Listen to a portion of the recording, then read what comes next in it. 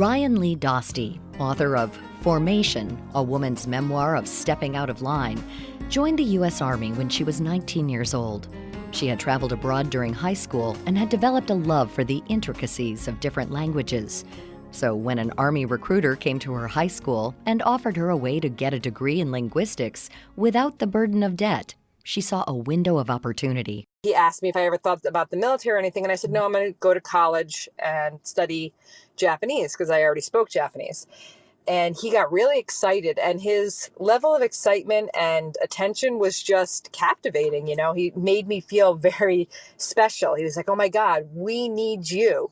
We need people like you who are good at languages. And if you're going to study a language, you might as well do it for free at the Defense Language Institute of Monterey in California. Dostie enlisted and first went through basic training at Fort Sill in Oklahoma, and then traveled to California to start her training as a professional linguist. After completing 2 years of training in the military, Dostie found herself thrusted into an unexpected reality. When I enlisted in 2000, that was obviously pre 9/11, so there was never a thought of war being a possibility. I remember having a conversation with my recruiter, and he's like, oh, no one's going to go to war. And he wasn't lying in the sense that I don't think anyone thought it was a possibility. So obviously 9/11 was shocking to everyone. And it was additionally shocking to me because here I am in the military and I realized, oh my God, we're going to war and I'm in the Army. So I never expected to end up in Iraq, but that's just, you have to roll with the punches, I guess. Despite being trained as a linguist, Dostie was deployed to Iraq and placed into the motor pool, a general division of the Army dealing with the maintenance of Army vehicles and equipment. She made the best of the situation, and everything was going fine up until one evening in 2002. I had been on medication for positive tuberculosis test, and I wasn't supposed to be drinking, and I went out with a bunch of friends not intending to drink, but I was 21 and not very smart, and I don't think I had any strong self-preservation of this could destroy my liver, so I of course drank some and got drunk really fast. And I said to my friends, I definitely have had enough. One of Dostie's friends helped escort her back to her barracks.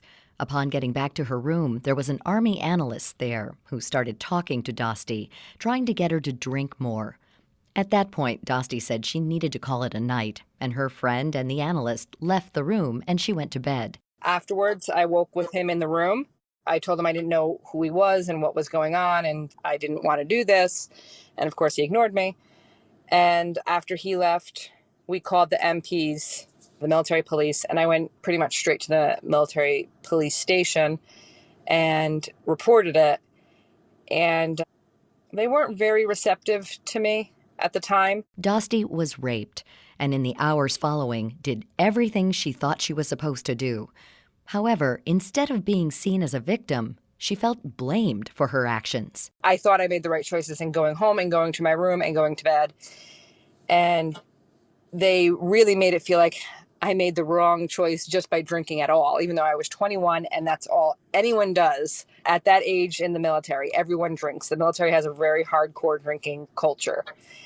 As the weeks went on, it became more obvious that they didn't want to believe me. And from learning about what the investigators were saying to other people and what they were saying to me, I learned that they were trying to spin the story in a way that made it sound like, well, at first they wanted to know if I slept around a lot. And I think that's what they initially wanted, because they wanted to just say it was, oh, well, she sleeps around all the time. And when it turned out that I didn't do that, they tried to spin it to say, oh, well, this is just a girl who's protecting her reputation, which was ridiculous. With no one to act as her advocate, Dostie felt alone and lost in a sea of people who didn't believe her. My command was not supportive at all. My commander was horrible. He pretty much, I would say, openly mocked me. And my platoon sergeant, whatever his reasons, I really liked him. But there was a point where I guess he wasn't sure if he wanted to believe me. And back then, there was no idea that you could be too drunk to consent. All they saw was you drank a lot, and so it was my fault. This victim blame mentality was and still is pervasive in the military. And Dostie says this culture starts with how rape cases are dealt with. I'm a very strong supporter of Senator Gillibrand's proposal to have a third party step in when there's a sexual assault accusation and to help prosecute, so that it's not like if your commander, let's say, for example, is the one that sexually harassed you or assaulted you or raped you, and he's the one who gets to decide if you prosecute the case, or even if it's one of his friends or somebody he knows, let's say a platoon sergeant he really likes, that the fact that he still gets to really decide what's going on is still causing a lot of problems for victims. Dostie says there has been some progression in the Army when it comes to dealing with these cases, but it's not enough. I know they stand much firmer in saying that, yes, somebody can't consent if they are under the influence of alcohol and drugs. That's a positive change, but beyond that, I don't see a huge dramatic change. After leaving the Army and trying to transition back to civilian life, Dostie was diagnosed with post-traumatic stress disorder. For years, she felt isolated and stayed in a state of denial. I did get help, but it took me a long time to accept that I had to maybe be on medication, for example. I mean, we're talking years and years of me fighting it before I finally agreed. So my psychiatrist sat me down and said, well, full-time work might not be something that you can do. I felt like that was really shameful to me, although I know now that there's nothing to be ashamed of, but it was really hard on me. And he encouraged me to go back to school to continue writing, which I always love to do. He said, at this point, we just want to find you something that you love, that you look forward to doing, and that makes you feel like you have a future, because that's one of the ways to work through PTSD, especially suicidal ideation, is to see a future for yourself. And so I went to school and I started writing my memoir. Dostie hopes by writing this memoir and sharing her story, it brings other rape survivors and those transitioning from Army life to civilian life some clarity that they aren't alone. Don't be afraid to seek help. And if you don't want to talk to your family about it, that's fine. It doesn't have to be your family you seek help from. They have, go see a professional. At least for veterans, you have the VA, and that's extremely helpful. That mental health care is essential. And it doesn't mean you're not strong. It doesn't mean you're weak, and that whatever you're going through isn't going to be forever, that there are coping mechanisms to deal with it. To find out more about Leigh Dostie and her new book, Formation, a woman's memoir of stepping out of line, visit viewpointsradio.org. You can also follow us on Instagram and Twitter at Viewpoints Radio, and subscribe and listen to our show anytime, wherever you listen to podcasts. This segment is written and produced by Amira Zaveri, studio production by Jason Dickey. I'm Marty Peterson.